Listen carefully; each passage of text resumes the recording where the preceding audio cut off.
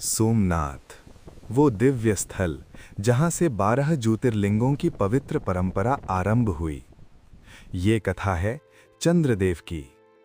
चंद्रदेव अपने तेज, अपने सौंदर्य और अपने अभिमान में डूब गए थे।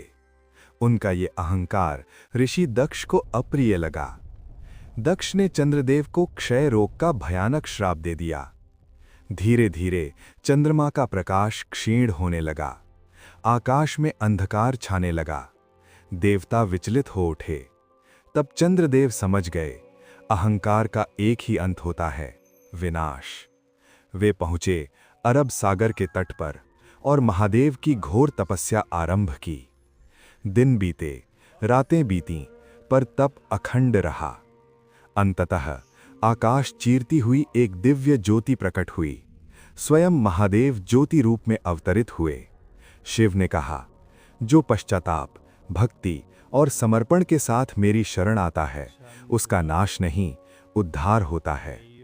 महादेव ने चंद्रदेव को आंशिक मुक्ति दी। यही कारण है कि चंद्रमा घटता बढ़ता है और जिस स्थान पर शिव ज्योति प्रकट हुई, वही कहलाया सोमनाथ। कहते हैं, इस मंदिर को समय ने कई बार तोड़ा, आक्रमणों ने इसे गिराया, पर हर बार सोमनाथ फिर खड़ा हुआ, क्योंकि महादेव की आस्था कभी टूटती नहीं। सोमनाथ सिर्फ मंदिर नहीं, ये सनातन धर्म की अखंड चेतना है। हर हर महादेव। मल्लिकार्जुन, वो पावन धाम जहां शिव और शक्ति एक साथ विराजमान हैं।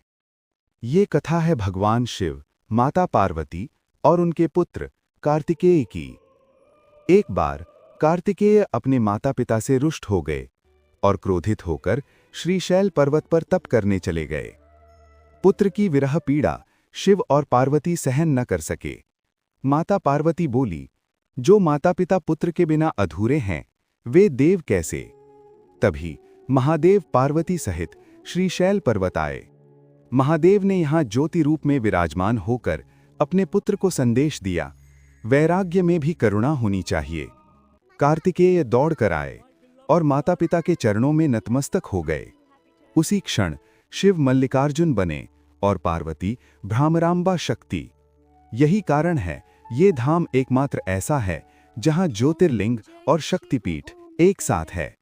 मल्लिकार्जुन सिर्फ तीर्थ नहीं, ये परिवार, करुणा और संयम का सनातन संदेश है। जहां शिव पिता हैं, पार्वती मां हैं और भक्ति संतान बन जाती है। हर हर महादेव। महाकालेश्वर, वो धाम जहां काल भी नतमस्तक है। ये कथा है अवंतिका नगरी की, आज जिसे उज्जैन कहा जाता है। वहां एक महान शिव भक्त रहते थे, श्रीधर ब्राह्मण। उनका पुत्र वेद प्रिय भी शिव आराधना में लीन रहता था। उसी समय एक अत्याचारी असुर दूषण ने उस नगरी पर आक्रमण किया। उसने घोषणा की, कोई शिव पूजा नहीं करेगा। भय फैल गया, मंदिर वीरान हो गए, पर वेद प्रिय डरे नहीं। उन्होंने शमशान भूमि में बैठकर महामृत्युंजय का जप आरंभ किया।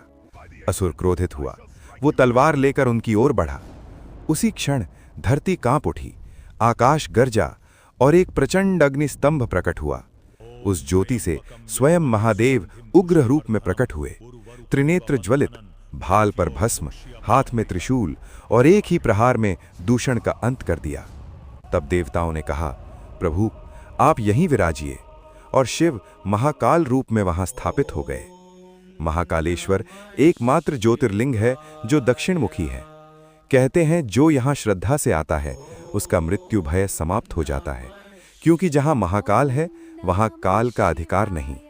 महाकालेश्वर सिर्फ मंदिर नहीं, ये समय पर शिव की विजय है। हर हर महादेव। ओमकारेश्वर, वो धाम जहां स्वयं ओम धड़कता है। नर्मदा नदी के मध्य स्थित एक पवित्र द्वीप जो ऊपर से देखने पर ओम के आकार में दिखाई देता है। कथा है विंध्य पर्वत की। विंध्याचल को अहंकार हो गया था। उसे लगा वो हिमालय से भी ऊंचा और महान है। देवता चिंतित हुए, प्रकृति का संतुलन डगमगाने लगा। तब नारद मुनि ने विंध्य को कहा, महान वही है जो शिव की कृपा पाए। ये सुनकर विंध्य पर्वत नर्मदा तट पर पहुंचा और ओम नमः शिवाय का घोर जप करने लगा।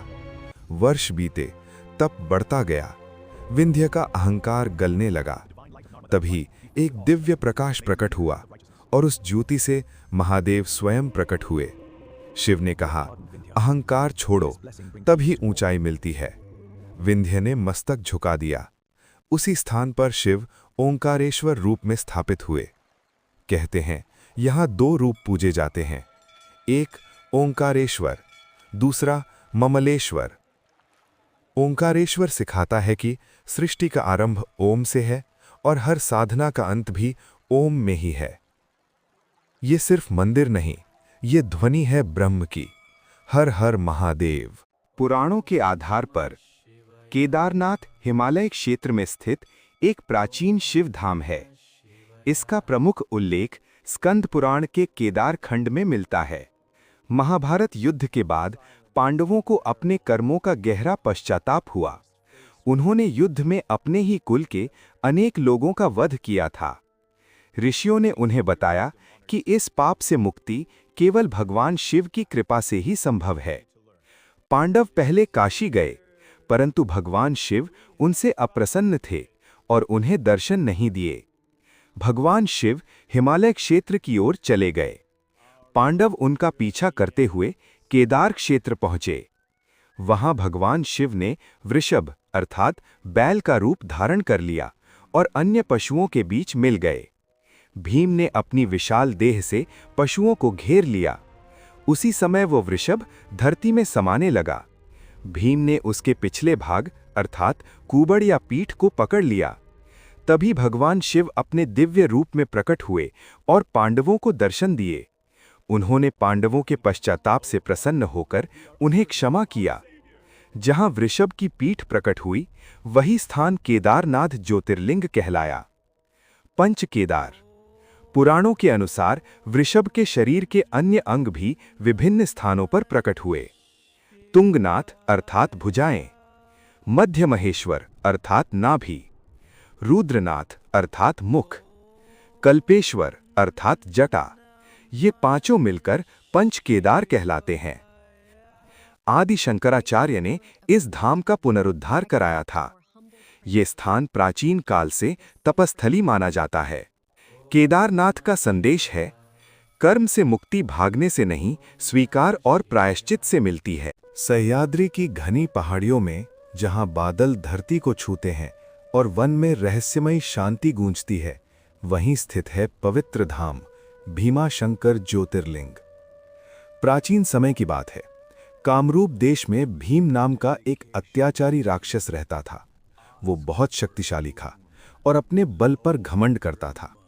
उसने कठोर तप कर ब्रह्मा जी से वरदान पाया और फिर देवताओं तथा साधु संतों को सताने लगा। भीम ने घोषणा कर दी, इस धरती पर अब मेरी ही पूजा होगी। लोग भयभीत हो गए, मंदिर टूटने लगे, यज्ञ रुक गए और धर्म संकट में पड़ गया। उसी समय एक परम शिव भक्त राजा और उनकी पत्नी बंदी बना लिए गए। कारागार में भी वे प्रतिदिन भगवान शिव का स्मरण करते रहे। उन्होंने मिट्टी से एक छोटा शिवलिंग बनाया और सच्चे मन से ओम नमः शिवाय का जप करने लगे। जब राक्षस भीम को ये बात पता चली, वो क्रोधित होकर कारागार में पहुंचा। उसने तलवार उठाई और शिवलिंग को तोड़ने के लिए वार किया। तभी धरती कांप उठी, आकाश में गर्जना हुई और उस शिवलिंग से प्रकट हुआ एक दिव्य ज्योतिर्पुंज। वो स्वयं भगवान शिव थे, त्रिशूल हाथ में, नेत्रों में अग्नि और मुख पर अद्भुत तेज। भगवान शिव और भीम के बीच भयंकर युद्ध हुआ। पर्वत हिलने लगे, दिशाएं कांप उठीं। अंततः भगवान शिव ने अपने त्रिशूल से भीम का संहार कर दिया। देवताओं ने आकाश से पुष्प वर्षा की। बंदी बनाए गए भक्तों को मुक्ति मिली। सभी ने प्रार्थना की, प्रभु, इसी स्थान पर निवास कर हमें सदैव अपनी कृपा दें। भगवान शिव ने उनकी प्रार्थना स्वीकार की और वहां ज्योतिर्लिंग के रूप में स्थापित हो गए।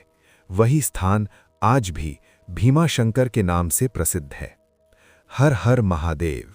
सह्याद्री पर्वतों की शांत हरित वादियों में एक पवित्र धाम स्थित है, त्रयंबकेश्वर ज्योतिर्लिंग। ये वही स्थान है जहां भगवान शिव त्रयंबकेश्वर ज्योतिर्लिंग के रूप में विराजमान हैं और जहां से पवित्र गोदावरी नदी का उद्गम माना जाता है।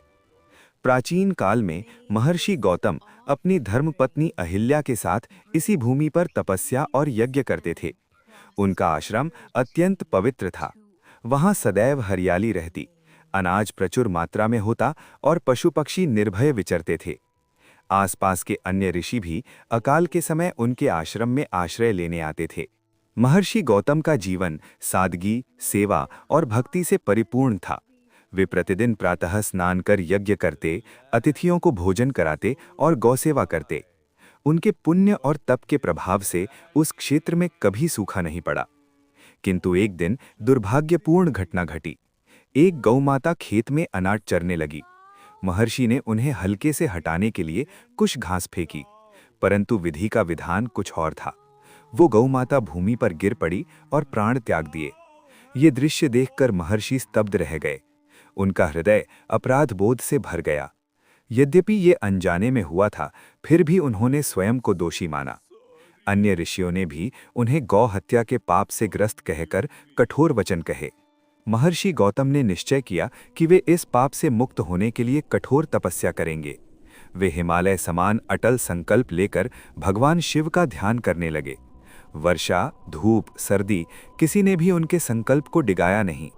वे निरंतर ओम नमः शिवाय का जप करते रहे। उनकी घोर तपस्या से प्रसन्न होकर भगवान शिव ज्योतिर्मय प्रकाश के साथ प्रकट हुए। पूरा आकाश आलोकित हो उठा।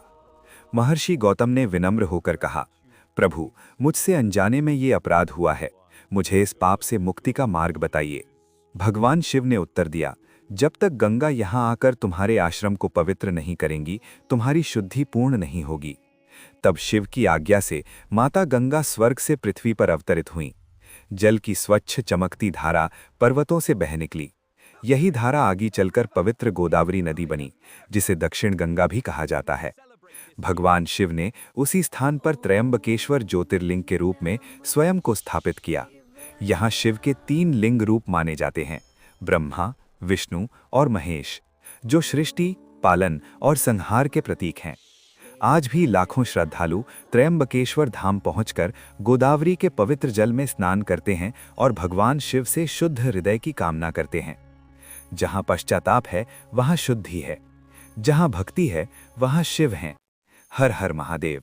महाराष्ट्र की पवित्र भूमि पर स्थित है दिव्य धाम घृष्णेश्वर ज्योतिर्लिंग।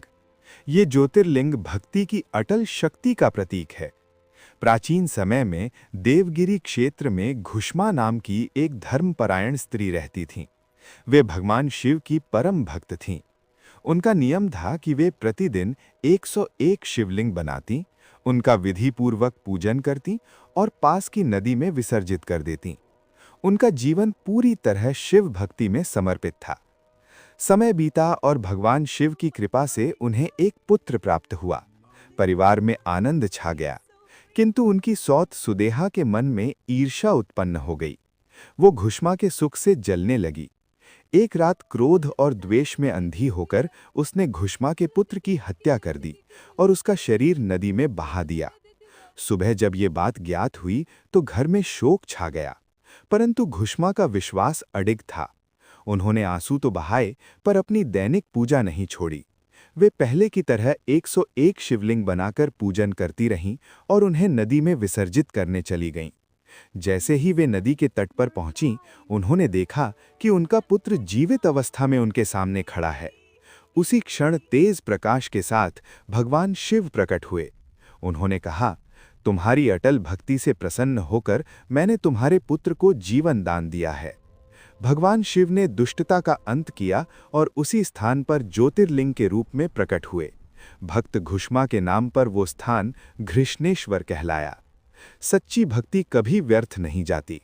जहां विश्वास अटल हो, वहां स्वयं महादेव रक्षा करते हैं। हर हर महादेव। वैद्यनाथ ज्योतिर्लिंग की चमत्कारी कथा। प्राचीन समय की बात है। लंका के राजा रावण भगवान शिव के परम भक्त थे। वे चाहते थे कि शिव स्वयं लंका में विराजमान हों, ताकि उनकी नगरी अजेय और समृद्ध हो जाए। रावण ने कठोर तपस्या शुरू की। वर्षों तक उपवास, ध्यान और स्तुति के बाद भी जब शिव प्रकट नहीं हुए, तो उसने अपनी भक्ति की पराकाष्ठा दिखाने का संकल्प लिया। कथा के अनुसार उसने एक एक करके अपने 10 सिर अर्पित करने शुरू कर दिए। जब वो अंतिम शीश अर्पित करने ही वाला था, तब आकाश दिव्य प्रकाश से भर उठा। भगवान शिव प्रकट हुए। उन्होंने रावण को रोकते हुए उसके सभी सिर पुनः स्थापित कर दिए और उसे वैद्य अर्थात चिकित्सक की भांति स्वस्थ किया। इसी कारण शिव यहाँ वैद्यनाथ कहलाए, रोग हरने वाले, पीड़ा मिटाने वाले। रावण ने निवेदन किया, प्रभु आप मेरे साथ लंका चलें। शिव ने उसे एक शिवलिंग देते हुए कहा, इसे लंका ले जाओ, पर ध्यान रहे रास्ते में इसे धरती पर रखा तो ये वहीं स्थापित हो जाएगा। रावण प्रसन्न होकर चल पड़ा। देवताओं को चिंता हुई, यदि शिव लंका में स्थिर हो गए तो रावण और शक्तिशाली हो जाएगा। तब भगवान विष्णु ने लीला रची। मार्ग में संध्या समय रावण को लघुशंका की तीव्र आवश्यकता हुई। उसने पास खड़े एक ग्वाले, जो वास्तव में देवताओं की माया थे, शिवलिंग पकड़ने को कहा। ग्वाले ने कहा, मैं ज्यादा देर नहीं थाम पाऊंगा। कुछ ही क्षणों में उसने शिवलिंग भूमि पर रख दिया। रावण लौटा तो बहुत प्रयास किया, पर शिवलिंग हिला तक नहीं। उसी स्थान पर दिव्य प्रकाश फैल गया। आकाशवाणी हुई, रावण, ये स्थान अब सदैव शिवमय रहेगा। वही पावन स्थल आज वैद्यनाथ ज्योतिर्लिंग के रूप में प्रसिद्ध है। कहते हैं, यहाँ सच्चे मन से प्रार्थना करने पर रोग, कष्ट और मानसिक पीड़ा दूर होती है। श्रावण मास में लाखों कावड़िए गंगाजल लाकर इस ज्योतिर्लिंग पर अर्पित करते हैं। सच्ची भक्ति में अद्भुत शक्ति है, परंतु अहंकार भक्ति को अपूर्ण कर देता है। शिव वैद्यनाथ बनकर बताते हैं कि वे केवल बल से नहीं, बल्कि करुणा और उपचार से संसार का कल्याण करते हैं। हर हर महादेव। प्राचीन समय में समुद्र किनारे दारुक नाम का एक अत्याचारी राक्षस रहता था। उसे अपनी शक्ति और वरदानों पर घमंड था। उसने एक विशाल घने जंगल को अपना राज्य बना लिया था और जो भी साधु संत या शिव भक्त वहां आते, उन्हें बंदी बना लेता। उसी समय एक महान शिव भक्त था, सुप्रिय। वो एक व्यापारी था, पर हर श्वास में ओम नमः शिवाय का जप करता था। एक दिन दारुक के सैनिकों ने उसे भी पकड़ लिया और काल कोठरी में डाल दिया। अंधेरी जेल, चारों ओर भय का वातावरण, कैदियों के चेहरे पर निराशा। पर सुप्रिय ने हार नहीं मानी। उसने सबको कहा, डरो मत, महादेव अपने भक्त को कभी नहीं छोड़ते। वो जोर जोर से जप करने लगा, ओम नमः शिवाय, ओम नमः शिवाय। धीरे धीरे सभी कैदी भी उसके साथ जप करने लगे। जेल की दीवारें मंत्रों से गूंज उठीं। दारुक क्रोधित हो उठा, मेरे राज्य में शिव का नाम, ये बंद करो। लेकिन जप और तेज हो गया। अचानक धरती कांपने लगी, आकाश में बिजली चमकी। काल कोठरी के बीचों बीच एक दिव्य प्रकाश प्रकट हुआ। उस प्रकाश से स्वयं भगवान शिव प्रकट हुए। जटाओं में गंगा, हाथ में त्रिशूल, नेत्रों में अग्नि जैसी तेजस्विता। शिव की गर्जना से पूरा जंगल हिल उठा। दारुक भय से कांपने लगा। महादेव ने अधर्म का अंत किया और अपने त्रिशूल से दुष्टता का नाश कर दिया। कैदी मुक्त हो गए। सुप्रिय ने आंसू भरी आंखों से प्रणाम किया, प्रभु आप यहीं निवास करें ताकि कभी अधर्म हावी न हो। भगवान शिव ने प्रसन्न होकर वहीं ज्योतिर्लिंग रूप में प्रकट होकर आशीर्वाद दिया। उन्होंने कहा, जहां सच्ची भक्ति होगी वहां मैं स्वयं उपस्थित रहूंगा। तभी से ये पावन स्थान नागेश्वर ज्योतिर्लिंग के नाम से प्रसिद्ध हुआ। मान्यता है कि यहाँ दर्शन करने से भय, नकारात्मक ऊर्जा और विष समान कष्ट दूर हो जाते हैं। इस कथा का संदेश स्पष्ट है, संकट कितना भी बड़ा हो, अगर विश्वास अडिग है तो शिव स्वयं रक्षा करते हैं। हर हर महादेव। रामेश्वरम ज्योतिर्लिंग। लंका का युद्ध समाप्त हो चुका था। अधर्म पर धर्म की विजय हो गई थी। भगवान राम ने रावण का वध किया और माता सीता को मुक्त कराया। लेकिन भगवान राम का मन शांत नहीं था। उन्होंने कहा, रावण महाविद्वान ब्राह्मण था, उसके वध का प्रायश्चित करना आवश्यक है। ऋषियों ने उन्हें सलाह दी, हे राम, आप भगवान शिव की पूजा करें, तभी मन को शांति मिलेगी। तब समुद्र तट पर पूजा की तैयारी होने लगी। राम ने हनुमान को आदेश दिया, हनुमान तुम कैलाश जाकर शिवलिंग लेकर आओ। हनुमान तुरंत उड़ चले। इधर पूजा का शुभ मुहूर्त निकट था। हनुमान अभी तक लौटे नहीं थे। तब माता सीता ने समुद्र की रेत अपने हाथों में ली, आस्था और श्रद्धा से एक सुंदर शिवलिंग बना दिया। भगवान राम ने उसी शिवलिंग की विधि पूर्वक पूजा की। समुद्र की लहरें शांत हो गईं, वातावरण में मंत्रों की गूंज फैल गई। कुछ देर बाद हनुमान जी शिवलिंग लेकर लौटे। जब उन्होंने देखा कि पूजा हो चुकी है तो उन्हें थोड़ा दुख हुआ। भगवान राम ने मुस्कुराकर कहा, हनुमान, तुम्हारी भक्ति अमूल्य है। तुम्हारे द्वारा लाया गया शिवलिंग भी यहीं स्थापित होगा। और वहां दोनों शिवलिंग स्थापित किए गए। आज वही पवित्र स्थान रामेश्वरम ज्योतिर्लिंग कहलाता है। मान्यता है कि जो व्यक्ति यहां सच्चे मन से दर्शन करता है, उसके जीवन के कष्ट दूर होते हैं और उसे आध्यात्मिक शांति मिलती है। हर हर महादेव। काशी विश्वनाथ ज्योतिर्लिंग पुराणों के अनुसार कथा। ये कथा मुख्यतः स्कंद पुराण के काशी खंड तथा शिव पुराण में वर्णित है। प्राचीन समय में सृष्टि के प्रारंभ में एक बार भगवान ब्रह्मा और भगवान विष्णु में विवाद हुआ कि श्रेष्ठ कौन है। तभी आकाश और पाताल को चीरता हुआ एक अनंत ज्योतिस्तंभ प्रकट हुआ। वो स्वयं भगवान शिव का स्वरूप था। ब्रह्मा हंस बनकर ऊपर की ओर गए और विष्णु वराह बनकर नीचे की ओर, किंतु उन्हें उस ज्योति का न आदि मिला न अंत। तब उन्हें ज्ञात हुआ कि शिव ही अनादि और अनंत परमेश्वर हैं। समय बीतता गया। पृथ्वी पर एक दिव्य स्थान था जहां शिव सदा निवास करना चाहते थे। वो स्थान था काशी। कहा गया है कि काशी अविमुक्त क्षेत्र है, अर्थात जिसे शिव कभी त्यागते नहीं। पुराणों में वर्णित है कि एक बार राजा देवोदास ने काशी में धर्मपूर्वक राज्य स्थापित किया। देवताओं की इच्छा थी कि शिव पुनः वहां निवास करें। अंततः शिव ने काशी में ज्योतिर्लिंग स्वरूप प्रकट होकर विश्वनाथ के रूप में निवास ग्रहण किया। विश्वनाथ का अर्थ है समस्त विश्व के स्वामी। काशी की विशेषता ये है कि यहाँ मृत्यु को भी मंगल माना गया है। पुराणों के अनुसार जब किसी जीव का अंतिम समय काशी में आता है, तब स्वयं भगवान शिव उसके कान में तारक मंत्र का उपदेश देते हैं, जिससे वो मोक्ष प्राप्त करता है। इसी कारण काशी को मोक्षदायिनी नगरी कहा गया है। गंगा यहाँ पवित्रता देती है और शिव मुक्ति देते हैं। आज गंगा तट पर स्थित काशी विश्वनाथ मंदिर उसी दिव्य ज्योति का प्रतीक है, जहां भक्त श्रद्धा से दर्शन कर जीवन को धन्य मानते हैं। अगर वीडियो अच्छी लगे तो लाइक और सब्सक्राइब जरूर करें। आगे भी हम आपके लिए अच्छी और ज्ञानवर्धक वीडियो लेकर आएंगे। हर हर महादेव।